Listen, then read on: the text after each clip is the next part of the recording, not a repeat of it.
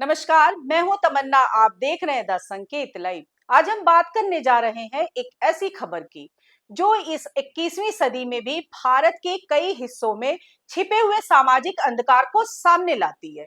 एक लड़की ने अपनी मर्जी से शादी क्या कर ली, उसके परिवार ने उसका जीते जी अंतिम संस्कार कर दिया। जी हाँ, आपने सही सुना। ओडिशा के रायगढ़ जिले के बैगनगुंडा गांव में साइलेरी नाम की एक युवती ने अपने चचेरे भाई की मर्जी के खिलाफ जाकर दूसरी जाति के युवक से शादी कर ली और इसके बाद उसके पूरे परिवार को समाज से बहिष्कृत कर दिया गया।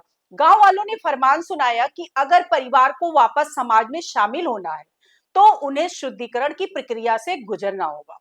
और यह शुद्धिकरण क्या था? 40 लोगों का सामूहिक मुंडन, पिंडदान, देवी देवताओं के आगे पशु बलि और घर की शुद्धि, बिल्कुल वैसे ही जैसे किसी की मृत्यु हो जाती है।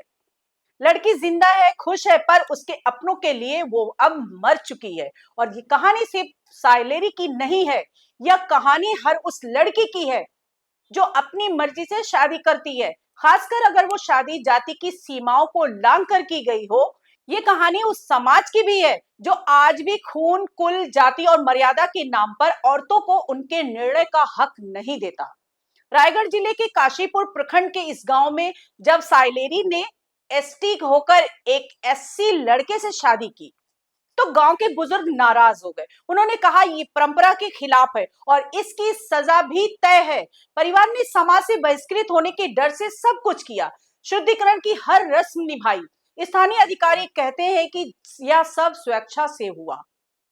पर सवाल ये है, जब समाज तुम्हें जीने ही नहीं देगा तो क्या कोई सच में स्वेच्छा से मजबूर होता है? जब 40 लोगों का एक पुराना कुंबा सामाजिक दबाव में अपना सिर मुड़वा ले तो ये सिर्फ बाल नहीं कटते, ये इंसानियत की समझ, संविधान की आत्मा और व्यक्तिगत स्वतंत्रता का अपमान होता है। इस पूरे मामले में अभी तक कोई केस दर्ज नहीं किया गया है। और जमीनी अधिकारी क्या कह रहे हैं? बीडीओ साहब कहते हैं कि अनुष्ठान स्थानीय रीति के मुताबिक किया गया और दोनों परिवार ने दबाव से इनकार किया है। लेकिन कैमरे पर कोई कब सच बोलता है? जब समाज उनकी नजरें नीची कर देता है। इस घटना में जातिगत भेदभाव साफ दिखता है। एक एसटी लड़की अगर एससी लड़के से शादी कर लेती है तो समाज को झटका लगता है, समाज को लगता है कि उसकी मर्यादा टूट गई।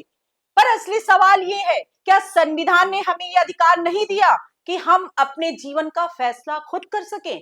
क्या बाबा साहेब अंबेडकर का सपना इसलिए था कि आज भी गांव में लड़कियों को सामाजिक मौत दी जाए? और क्या सरकारें सिर्फ जागरूकता कार्यक्रम चलाकर जिम्मेदारी से मुक्त हो सकती हैं? द संकेत लाइव यह मानता है कि यह सिर्फ एक सामाजिक मुद्दा नहीं है, यह मानवाधिकार का मुद्दा है। यह घटना दिखाती है कि आज भी हमारे देश में व्यक्तिगत स्वतंत्रता जातीय अहंकार से हार जाती है। सवाल अब प्रशासन से नहीं, हम सब से है। क्या हम आज भी उसी जातिवादी सोच में जी रहे हैं जहां एक लड़की की मर्जी पूरे कुंबे की इज्जत से बड़ी नहीं हो सकती? क्या साइलेरी जैसी लड़कियों को आज भी अपने फैसलों की इतनी बड़ी कीमत चुकानी पड़ेगी? और क्या हम आप समाज के बाकी लोग सिर्फ तमाशबीन बने रहेंगे या कुछ बदलेंगे भी? ये सिर्फ एक गांव की कहानी नहीं है, ये भारत के सामाजिक आईने में उभरती सच्चाई है और इस आईने को अब चकनाचूर करने का वक्त आ गया है। आज के लिए इतना ही। नमस्कार दोस्तों।